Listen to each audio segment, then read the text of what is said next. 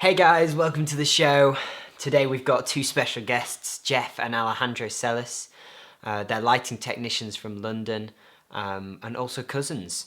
And we're going to be talking about life under lockdown and how they got in the industry.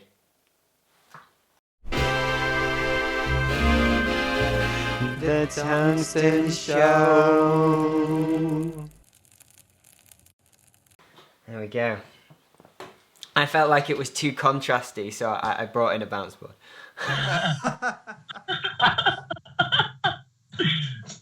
Lighting technician there. Yo, it's legit, bro. It's the Tungsten Show, man. This ain't no joke. I don't have anything to put it on. It's so silly. Let's see. She's a bit more neg. There you go. Cinematic now. This is actually the first. You know what? Actually, let me gel up my windows and then we'll get a nice little different colour. Okay, cool. I'll call you back in 2 hours. So this is actually the first episode of the Tungsten Show with a tungsten bulb in it. It did take us this long. You got it on a dimmer, yeah? Fuck, I had a dimmer. It fucking broke on me. I ordered one off Amazon, and a different one came. I used it about twice, and then it just fucking crapped out on me. Cool. Well, welcome to the Tungsten Show, guys. Welcome. So tonight, or today, how should we say? We have two guests. It's Jeff and Alejandro, two lighting technicians we know. And welcome, guys. I'm not sure if you can hear us. You can hear us, right? Yeah, cool. I hope our internet connection is going to be good enough. Yeah, well, it seems to be working okay already. Right. This is still lockdown session, so we're all in our own homes and doing this over internet. Are you guys all in London? Or Morgan, are you somewhere else? I'm up in Manchester. I managed to get over to my family's because I was stuck in the States, and then I managed to get back. And when I came back, I figured there was no point going to London when I could come over here and enjoy the countryside. So we met you guys on Semper, which feels like Ages. Feels like so long ago. When was that? Oh my Was god, that yeah. more than- That was in like you remember? October 2018, I think? No. What? I still get I can't remember. Yeah, I think it was It was 2018. around that time, I think. Yeah. 2018. Yeah. Late 2018. And I was that was like my first major cinematography job, and then Edzus was best boy, or Originally acting as the gaffer. gaffer, and there was originally gaffer, and there was a gaffer which is never going to be hired ever again, and lots of stuff went down on that shoot, really. Yeah, that was an interesting one, man. Interesting. Why would you say it's interesting? Generous way to put it. You know what? Because you don't always know what you're gonna. Well, you have some idea, right? Like what the shoot is. Like, oh, it's an expenses only shoot. Okay, I got that. But then they were like, oh, we're gonna have like a pre meeting for everyone, and I was like, okay, that's not that doesn't normally happen. So I was like, oh, I'll come along. Like, why not? And then I remember I met Morgan because I was like, oh yeah, like nice to meet you. Like, who are you? He goes, oh, I'm the DP, and I was like, oh, and then I looked around, like everyone looks really young except for maybe like one guy who turned out to be like the Steadicam up, and then it was in conjunction with some kind of charity, wasn't it? Like helping I out. think Prince Charles, no? Yes. There was something it was to do a with prince it. something. There was something, Like yeah. a Princess Trust or something, but helping young people get into the industry.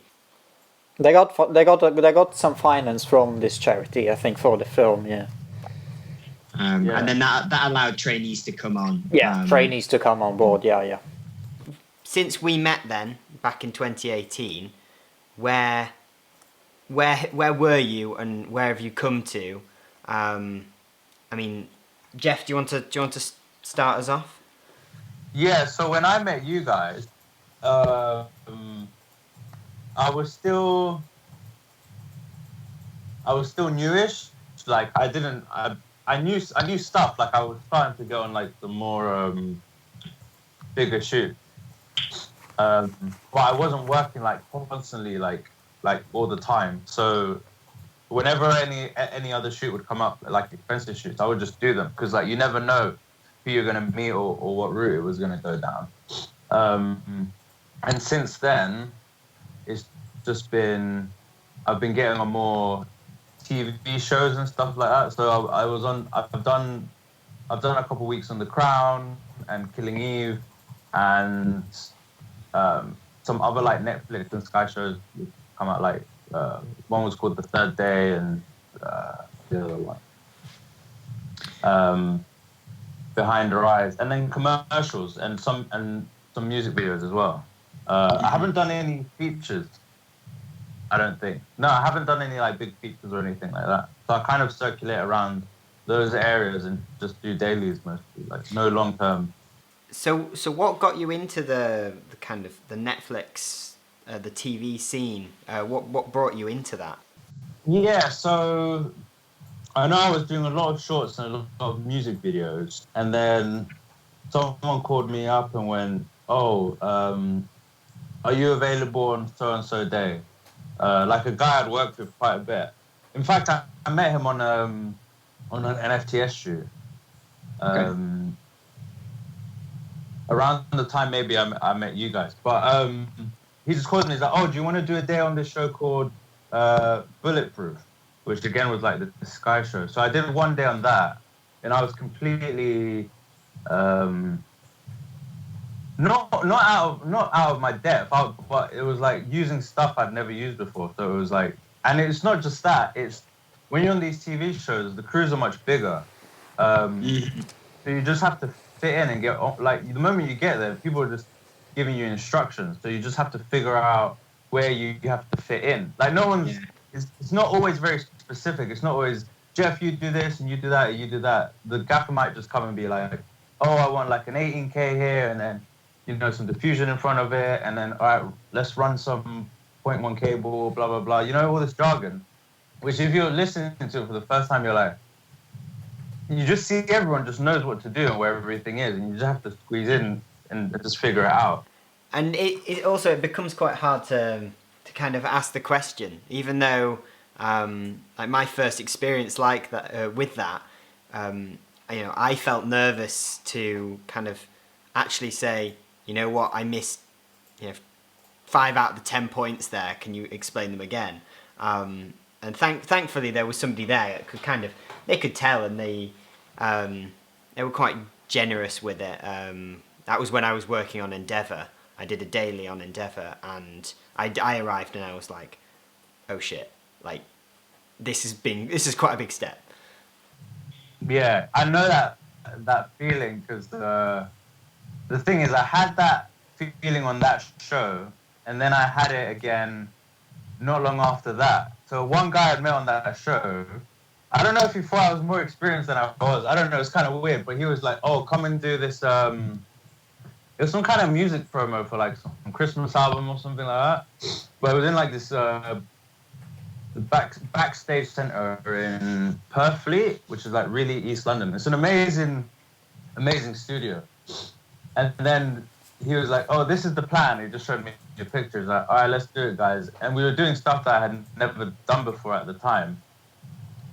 And I don't know, it's the worst. I think it's the worst I felt like out of my depth on a project where I was like, "Man, I don't know anything, man." And then after that, I was like, "I don't want to feel like that.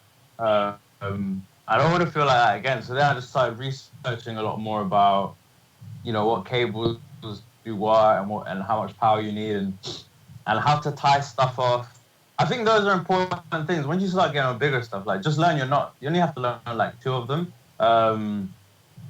Which is the clove hitch, which is what we use for everything mostly, and then maybe the trucker's hitch, but the clove hitch is more important. So if anyone's listening, just learn that because you don't know how often you'll be tying stuff off. You'll be tying off stands to like to weights or to posts, especially if you're doing a lot of outside stuff.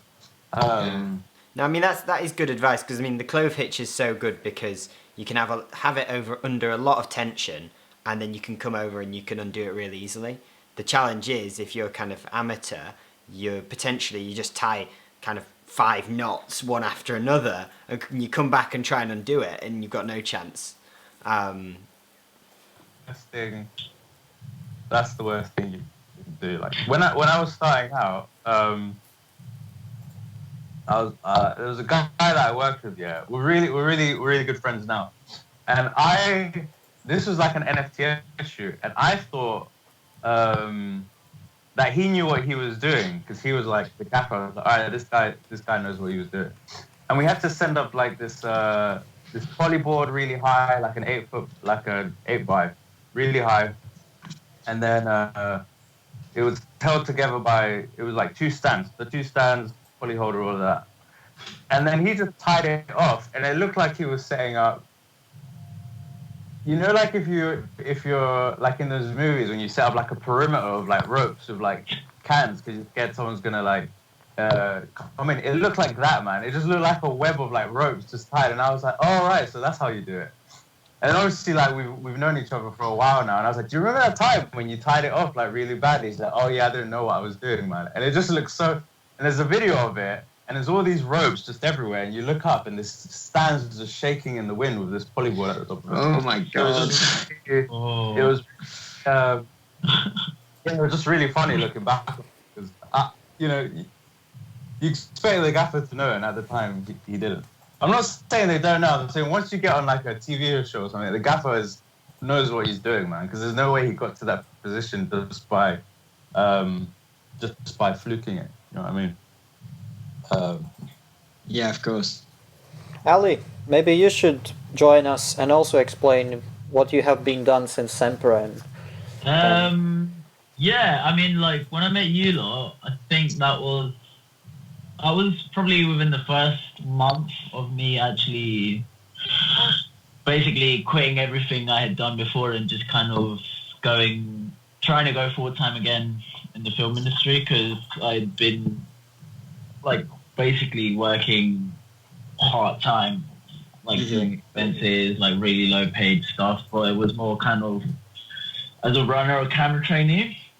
But then, yeah, that was, I don't know, like I didn't really have any contacts during that time, so it was a lot more difficult to get into it. But the thing that I found during that time, there was like about 3 years of me trying to get in there, that the thing that I found most fascinating was lighting. I didn't know anything about lighting. I for some reason I couldn't put 2 and 2 together and think, okay, like how is it that, you know, like all these things are coming together and making like, you know, such a like amazing scene. So when I shot a music video with a gaffer, it was a DP as well, called Sean Wardy, which I'm sure most of you guys know. I'm not too sure if you've worked with him before. I know Jeff definitely worked with him, but he got me on an NFTS grad film, and he just said, "Do you want to come Spark?" And I hadn't actually, I honestly didn't know what Spark was. So like, I messaged Jeff and I was like, "Hey man, so I'm doing the sparking thing. Anything I need to learn?" He was just like, "Learn all this equipment," and since then, it's just been an absolute pleasure, man. Like, I've been really fortunate, you know, like, because the moment you kind of start doing NFTS stuff, when you're starting, it's a really great place to learn. So everything, especially from the beginning, like all the basics and all that kind of stuff, you're able to learn in like a quote unquote, like, you know, educational environment. So there's always, you know, the options for you to be able to walk up to someone and be like, "Look, I don't know how to do this. Like, any chance you can give me any pointers or how I can improve," all that kind of stuff. So that was really great at the beginning, which kind of... It's bubbling with opportunity, isn't it? Because you could do a freebie anywhere, but an NFTS, you're going to learn and you're going to have opportunities that come out of it. Yeah, I mean, like the majority of the gaffers they have there are kind of semi-retired, or they're still in the industry, like to a degree, like maybe part-time, but like they're industry professionals. Like that's the whole appeal of going to NFTS, isn't it? And on top of the fact that you're working with a lot of up-and-coming, filmmakers, DPs, like everyone there's, they're in it for the love of film. So there's all these options, and there's a lot of people you meet who you never know who you might work with again. It's like, for example, I did a shoot like sometime like January last year, and I met this Spark who was a domestic electrician for about 14 years. We got along fairly nicely enough, and like we didn't really speak for around like 6 months. And I dropped him a message and says, "Oh, do you by any chance free to do this a daily on BBC drama?" I was like, "Yeah, sure." Like BBC drama, why not? Yes, please. What was it called? Yeah, like it's just the most like you never know who you might meet. It was a BBC drama called Dracula, and cool. it was just daily on that. And I was a bit nervous because it was my first like big TV, like BBC TV type. So I wasn't really too sure what to expect. I was like expecting to get there and like start running all this cable in the studio, whatnot, and all that kind of stuff. And then you get there, about 10 sparks, desktop, best boy, and a gaffer, and then obviously because you're in the studio and everything's been rebuilt, everything's already been pre-rigged, pre-lit, like all the cable. Like there was there's a lot of waiting around just to see what you could do. But the gaffer was really lovely. There's this guy called Paul Murphy. And he just said, look, at this moment in time, there's not really much stuff to do, but get to know the equipment, get to know the people, ask questions, just, do what you would normally do. Like, I know you're keen, but, like, it really kind of helped me settle into that kind of environment. It is a good learning environment being in a studio, because you can see everything without it being, wet or buried in a van. Like you have that kind of warm up time to the day, which is really nice. I've been mainly doing features,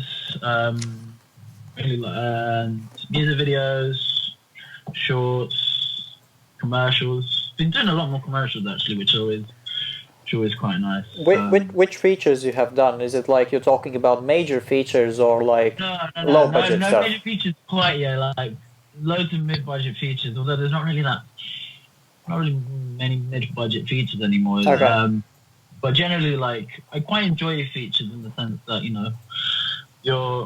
you get to travel. It's a good community, isn't it? Yeah, and there's a camaraderie about it as well, because obviously you're with these people for like 3 to 4 or 5 weeks, however long it is you can be on a feature. And you really get to know everyone, and like it's always a good laugh at the end. And how do you get those jobs? It's independent features, as I understand, right? Yeah, I mean, sometimes I get called by people who I don't even know who's recommended me, or it's just a mutual acquaintance. The last feature I did in November, December was a gaffer named Matt Bowen, which I know. Oh yes. Bowen, yeah, and Jeff knows. I don't know if you've worked with him, Edzus. But he's a lovely guy, and he just, I think we just randomly were chatting at a house party of his. I think it was a mutual friend's birthday. And he's like, "Oh, do you want to come on the feature that I'm doing?" And I was like, "Yeah, great. Why not?" It's always like that, isn't it? So you, Ali. Like, oh, hey, how you been? How you doing this? Ali and Jeff, you are cousins, right? Yes.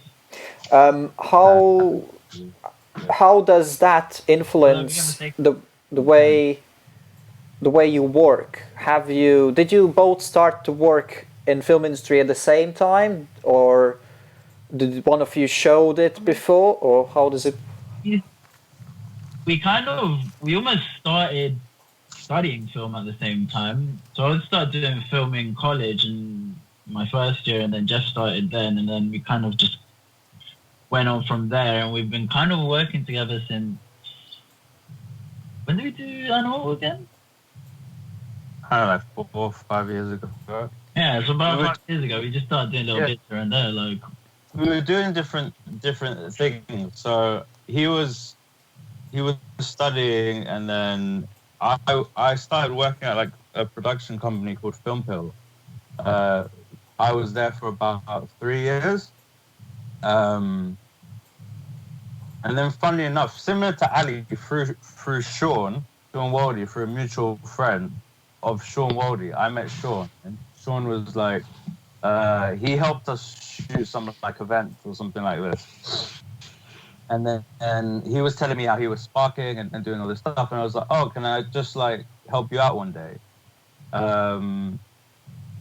So it kind of went like that. I met Sean, and then Ali met Sean, and then through that we both just started getting into this kind of film industry work, like set work. Yeah. Whereas before we were more like doing our own thing and sort of freelance kind of camera stuff. And then I was at the production company. Yeah, so it's funny how that kind of how that worked out, because through knowing Sean is how we started getting NFTS stuff and then meeting the gappers. And that's when I met this guy called Leo. And Leo is the one who sort of started to get my foot in the door into other kind of jobs like music videos and commercials. And then he got me as best boy on like my first feature, I guess. I don't know if it was an indie feature. I don't know. No, it's not really, because it was BBC and Paramount collaborating to do this film called Blue Story. It was a bit lower budget, but it still got like nationwide release, and got released in America as well. There was a bit of controversy around the film, but that's not really related to us. That was some other stuff. Look it up.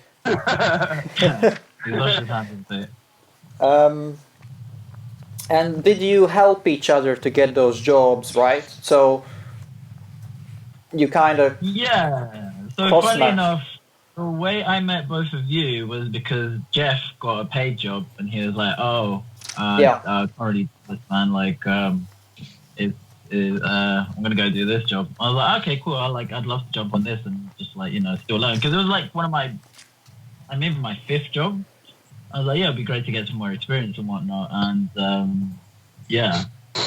but I feel like obviously like you guys know as well, like the kind of community we're in is a lot of kind of word of mouth.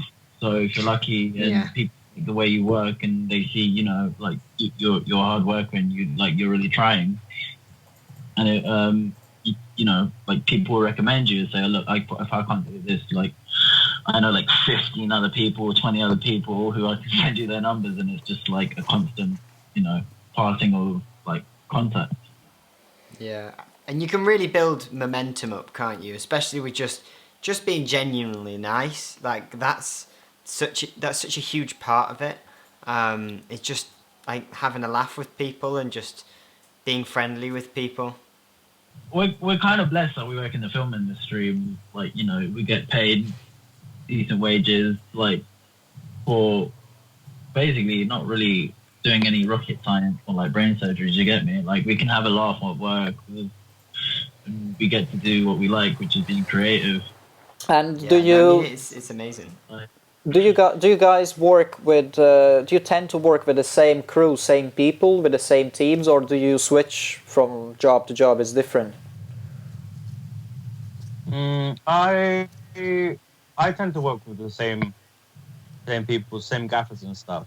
Different sparks every now and then, but mostly it's the same people that call me. But then every now and then I might. It's been a while though. I might get on a job where I don't know anyone. So when I did TV for the first time, I was like, I don't know anyone here. And then I did another TV job. It was the same thing. I was just meeting new people. But then you start to see them again and again. But it tends to be the same guys, same gappers that call me up. Yeah, I mean, like sometimes I find it seasonal as well, though. So it's like, like for example, beginning of the year, it's really quiet and you'll tend to work. So for example, I worked with a DP a lot this January, just gone. called Korshan. Just gaffing a few things for him like throughout January, but then I'll start getting calls in February or March from specific gaffers, and then obviously the closer you get to the busier periods in like May, July, August, all that kind of stuff, you start getting a bit more kind of random work. So you start meeting new gaffers and other people because obviously it's like so busy. Yeah. Finally, it was all normal again, but I was really looking forward to that this year because I really got my proper taste of it last year, and I was like, okay, like this year I'm a bit more ready. I'm a bit more seasoned, kind of. I'm definitely a lot more confident than I was last year when it came into it. But is waiting for the next bit. But yeah, I mean, it's always nice meeting new gaffers and new like spots or like generally new crews. So in terms of like following on with kind of momentum and the lockdown, how are you guys going about preparing yourself for, coming out of this? Like to be able to show people who are listening, give them advice, or do you just feel like you're fucked? Yeah. I mean, I don't know what to say. It's like it's the words out of my mouth. I mean, it's such a weird scenario, man. What's going on now is insane, even man. older generations are like, we don't know what the fuck to do. Like nothing like this. Yeah. Or like literally nobody has a clue. I mean, every week there's a whole new thing about we might extend the lockdown. We we might do it in phases. So I mean, it's hard to say that. I mean, the moment the lockdown happened and like the industry just basically went into shutdown, I was like, okay, I can't. As much as I'd like to sit at home and do nothing for the next however many months, I might go insane. So I kind of got I got myself a temp job at Waitrose. So I'm kind of doing a couple of days there because I could do with the income as well. But luckily I had a bit of money saved up when this happened, which would kind of keep me all right for a while. But it's a case of I don't know how long this is going to go for, and the other thing is, you don't want to have to. If you saved up a load of money, why should that go on? Exactly. Why should that go on this kind of monumental fuck up? Really? Until June. Am I right in saying that, or is that? I hope so, because I kind of have a job booked for July, so I'm hoping that June we start coming in already. Again, like without a doubt, every job that's been backed up is slowly prepping for like I think summer, doing summer jobs. So hopefully like June, July. It's interesting. So you're saying these jobs are getting ready for summer, so they're expecting to work. I've already had some people approach me. I've already got one job penciled in for late June, early July. So I know there's definitely like, because I mean, there's so much money in the film industry, in commercials, TV. They're gonna want to get on that straight away and like get back to normality as soon as possible. Hopefully, but like unless the government completely halts that, I don't think we're gonna be in this for too long. And the public are good with the social distancing, not all mass gatherings on bridges and whatnot. I think we might be all right. Yeah, the question is a film set a gathering? Yeah, that's what It's an essential gathering, that's the real question. And I think for most of us, I mean, we've got to work, but I don't know. I mean, just give us some gloves and masks, you know what I mean? Just put some regulations or something. Well, yeah, we've got gloves, and the other thing is like the thing I was thinking about the other day was departments are really picky, especially on TV dramas, on big features, are really picky about the fact that they only touch their own stuff and nobody else touches. Like departments don't touch each other's stuff, so therefore that that could kind of play into the kind of benefit of potentially going back, you know. I think one of the issues is though as well, like obviously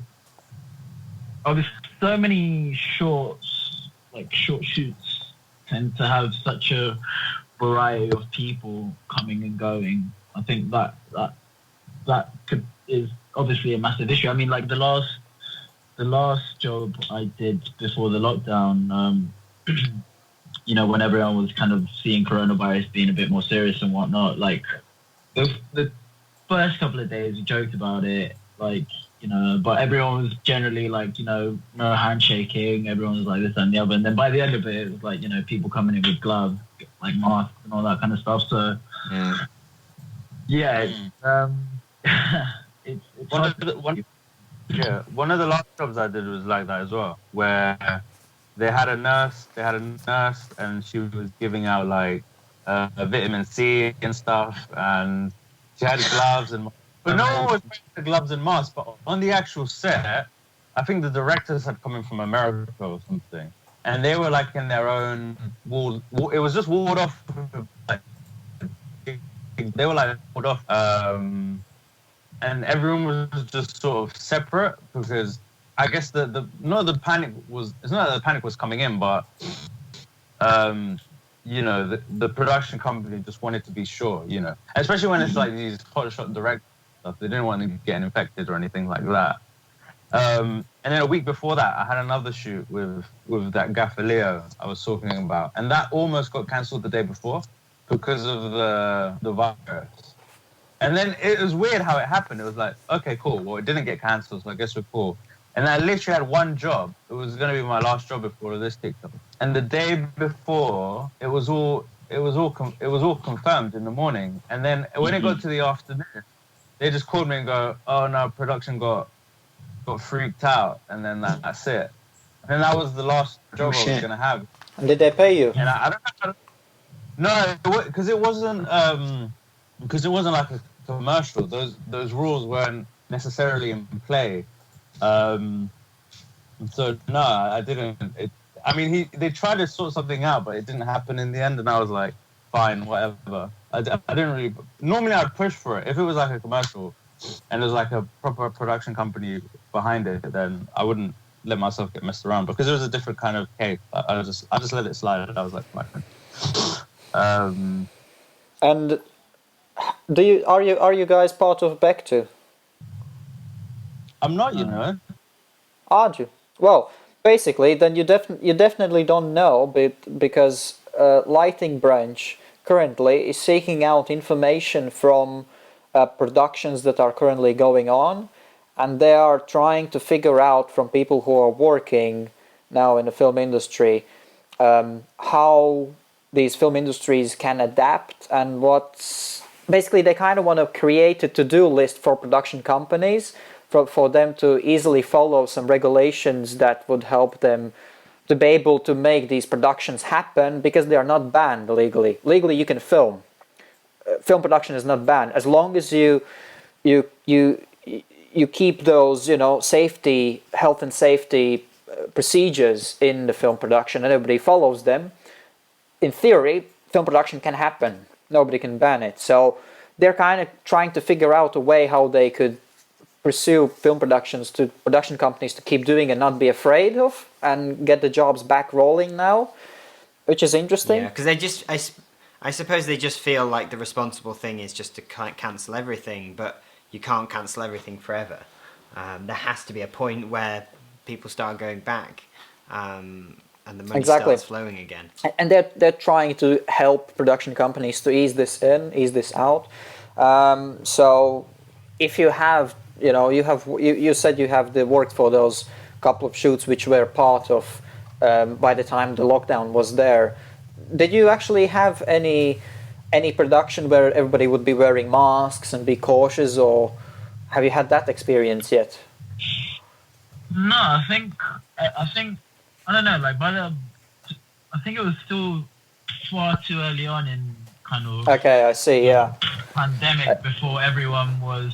Yeah. Like, okay, you need to start wearing masks and the other. Like I was saying, man. Like there was a lot of like joking, not really taking it too seriously. You know, if you hear someone cough, you're like, oh my god, like corona. Yeah. Which in hindsight, it's like, oh no, maybe. But no, like I mean, you know, towards the end, like especially because a lot of people were like at that time were planning to travel for work, or you know, like they were about to take like their holidays for the year or whatever, and then yeah, when the seriousness of it really hit, and you know, there was talk of okay, there's going to be a lockdown in London, or you know, like in the UK, it's like okay, you start seeing people coming in more with masks, like yeah, it's just I think it depends on kind of the individual, really. Well, I guess I'm intrigued to see how film productions would happen now, when everybody is aware of this thing. Yeah. I mean, it'd be quite impressive if you managed to do everything to, like, you know, the 2 meter social distance and, like, that seems so hard. lighting, like, you know, actors. It's difficult, man, and especially you'll go to when it's lunchtime and you'll go to eat. You know what I mean? That's when everyone's like close to each other and everyone's. You know this. You don't know how easily this thing can spread, man. But I think the moment the government lifts up the lockdown, I think because people are so eager to get back to work, I think it'll pick quickly again. I think there'll just be like a lot of work going on. I think the TV lot will, you know, like I don't foresee an issue with them. You know, like big budget features, or like they've got enough money to invest to make sure everyone's healthy and like big enough areas for like, you know, people to dine at a safe distance, all that kind of stuff. Like I don't really foresee in there. It's more for me. It's more kind of the smaller indie productions that will be hit a bit more because there's so many people and like, you know, investors and production companies that they don't want to lose money and they don't want to, you know, get a bad reputation because, you know, someone on their shoe got coronavirus and all that kind of stuff. They're afraid, exactly. I think the thing is, once it's like what Jeff said, once the government says, all right, like lockdowns stop, that is a green light for everyone to be like, okay, we no longer are held responsible. When would you think this would happen? I mean, it's so hard to say. Saying June. It's like, I mean, like from the people I've spoken to so far, some people are saying June, July for potential work. But I mean, I think whatever happens, there's gonna be lockdown and lift. Like there's gonna be multiple small lockdowns afterwards. It's gonna gradually come out. Yeah. Yeah, because the thing is, if they just open up, it'll just go back to trending upwards. So they've got to at least either lock down and lift or have incredibly like strict guidelines. The thing is though, like as much as we love our industry, it's one of the least essential industries. Like it's one of the biggest. Yeah. I mean, like, no, let's be honest. Like, you'll be on the news. Alejandro says least essential industry. The thing is, no. We are 100% blessed to be in this industry, and I take nothing for granted. But in these times of crisis like this, like where there's like mass panic and like people are like thousands of people are dying, like no one's gonna be like, oh God, where's our Sparks team? Like, although actually there was a call out for like any qualified level 2 or level 3 Sparks to go to Nightingale, the one they set up in Excel, and they've actually been doing a lot of work there, like doing the electric. So like props to them, specs. You know, like there are a lot of people in the film industry who are trying to find out, you know, how they can take their skills from there and like, you know, bring them into kind of help out in the effort, like again, like for the pandemic. But again, like nobody's really like, oh God, like, you know, it's like Boris Johnson is saying, all right, hurry up and go make like the next season of Killing Eve or whatever. Like, you get me? Like, it's the main thing is that's essential for some people, man. The demand must be higher for it. The demand must be higher. People are at home and they're like, where the fuck is my, like... People are running out of shows to watch, man. They need us. Hey, come on, there's so many shows on Netflix alone and Amazon. Oh, man. I mean, again, like we are really seeing who, like in the time of crisis, like this is what you need. Like it's like imagine during war, like okay, like like there's obviously propaganda and whatnot, like commercials and all that kind of stuff. But I don't know, like where, yeah, I don't think we're that essential that we need to be given priority to work. I mean, I'd love it for that to be the case, but other people are safe and like healthy. So when we do get back to it normally, we can all actually enjoy it for the period of time that we can. Well, I do hope we can enjoy it and it's not kind of. But there's a certain level of PPE that they could ask us to wear, which would actually just make the job a bit fucking shit. I don't know. If they make it look cool, then I think we'll be alright, man. I want racing stripes. Yeah, I think why it's important for us to get back to work in the film industry compared to a lot of other jobs is that we can't work from home really. Like we can't do like online classes. Like teachers, and we can't like a lot of other industries. They can just do that. They can just work from home. For us, it's not really possible, man. Like even other departments in the industry are like fine, like producers, directors, writers, so they can all still work from home, and they're hopefully all planning for a lot of work.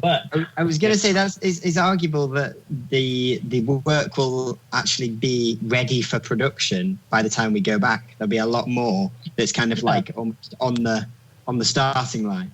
If anything, productions from now on should be really like run really tightly since they've got so much time to prep for everything now. Exactly. Like there's they can't. No excuses. No excuses. But yeah, no, like I mean, no excuses. Best paid jobs. Kind of stay in shape, like interact for a job. Should you guys maybe tell us your one ridiculous story you have from film sets? Each of you, one ridiculous one. Something that pops up in your mind. You don't have to name names. No, just... Take your time. I've got two. Two ridiculous stories. Let's hear them. All right, so it's gonna. You know what? I don't care. Because this will show people that mistakes happen. Yeah, because this one will incriminate me. So I was doing a music video. Funnily enough, it was a music video for Rick Astley. The guy who said "Never Gonna Give You Up." Yeah. So he was like doing a comeback or something. Anyways, we were using a Breeze.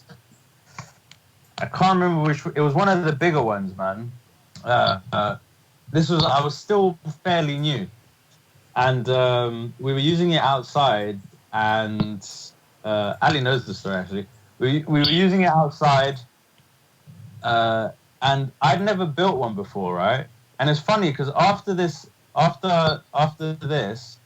whenever I got a Breeze, the way it came was different. This one, like every piece was individual, so I had to like build it up, put it together.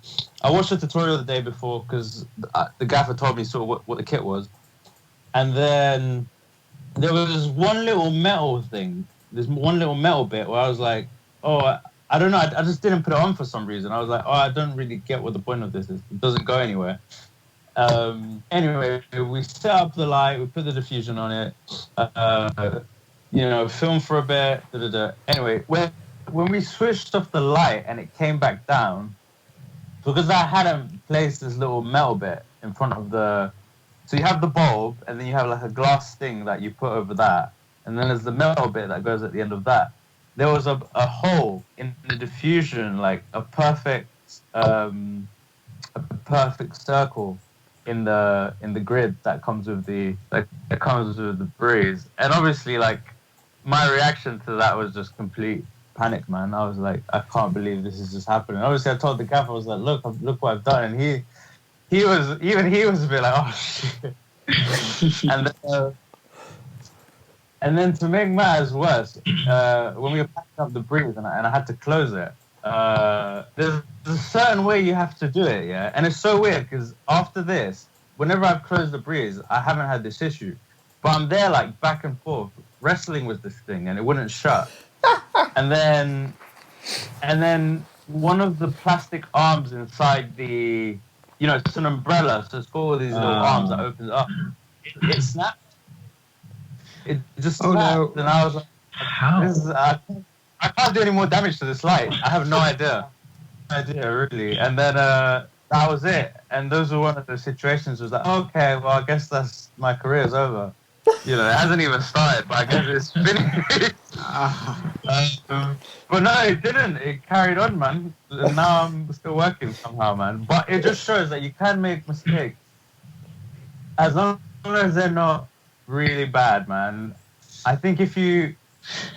Well, as long as you're not being unsafe. I think if you do something and you put someone's life in danger, then, that's like a cause for concern. But I think what I did was just...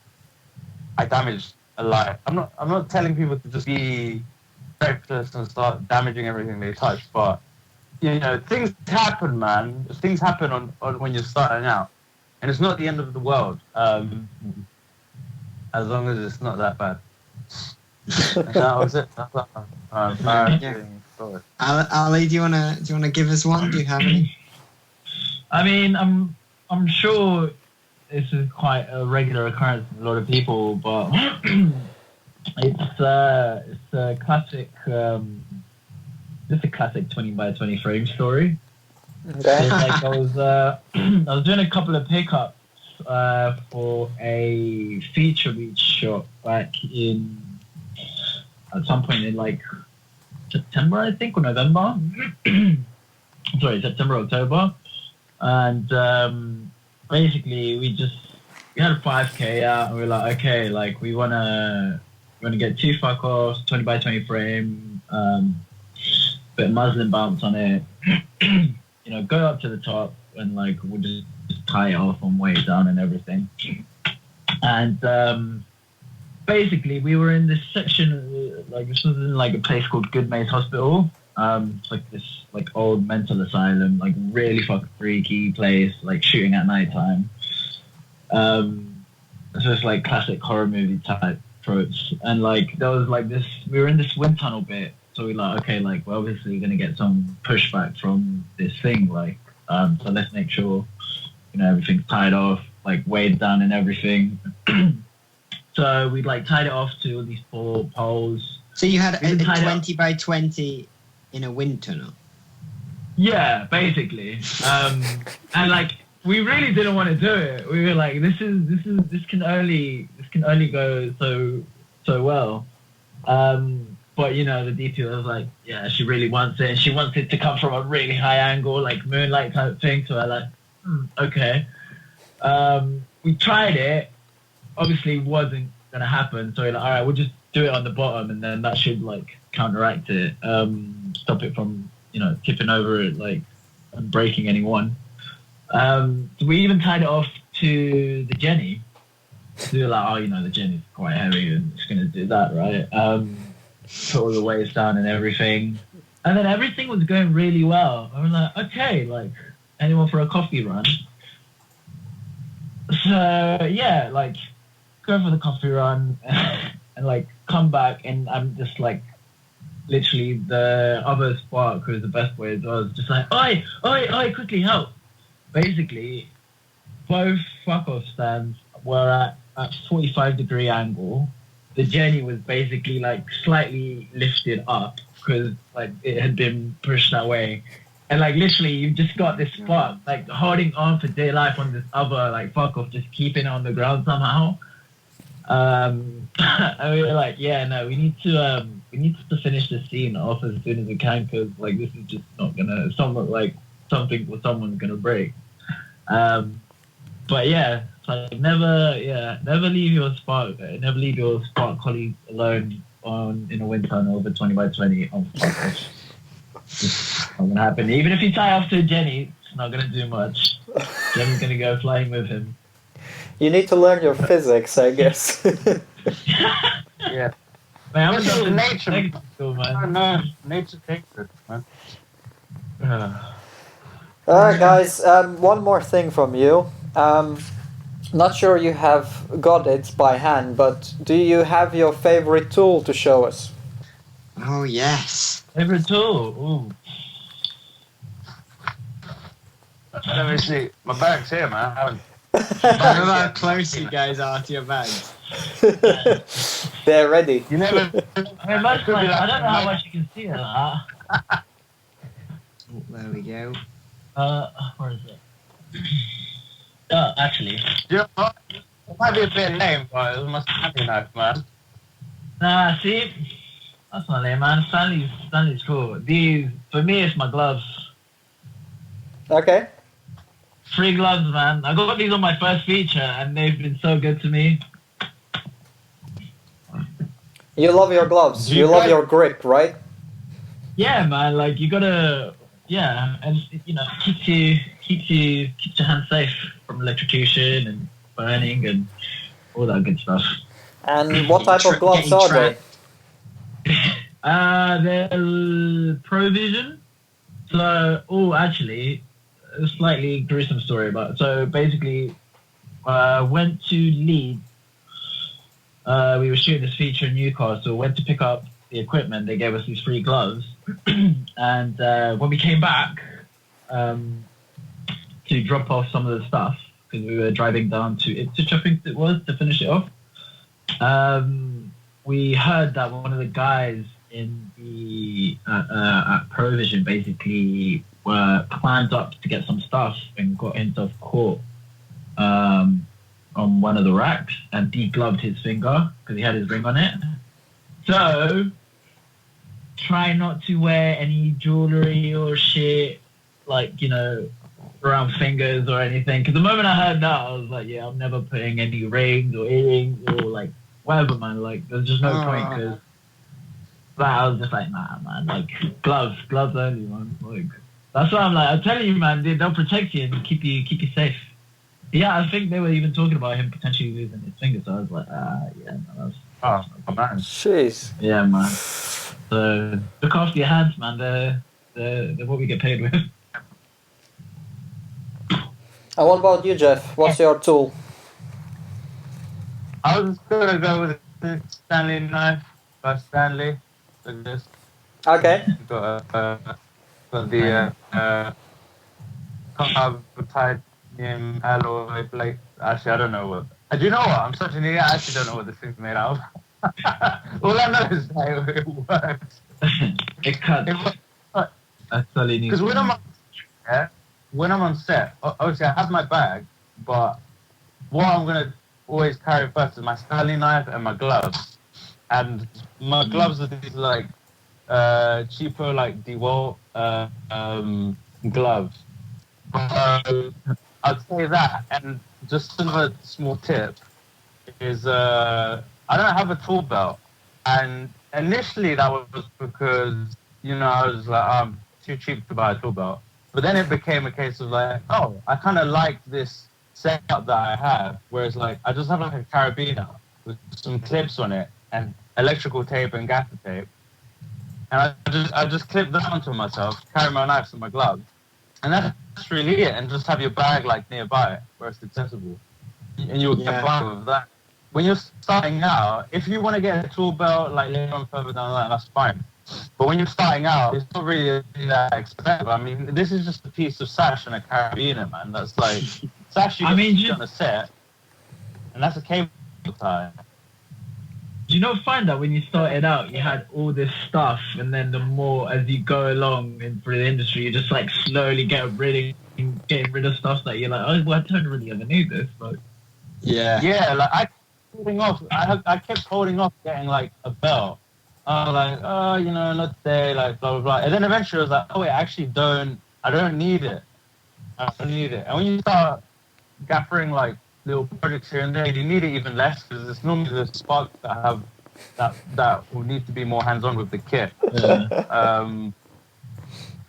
And that's it, man. I can't. Let's just get all our equipment and just be like, Yeah, I asked your favorite tool, not all of your tools. compare. I think it's a common occurrence that people keep saying that there actually isn't one. Everybody just love their collection of tools. Yeah. The only thing I never got was a Leatherman. See, that's what I've got, and it's like the main tool I use. I just have a Leatherman and then tape. I mean, I've got Leatherman, but it's very rare that I have to use it because, yeah, I've got the majority of the tools that I need anyway.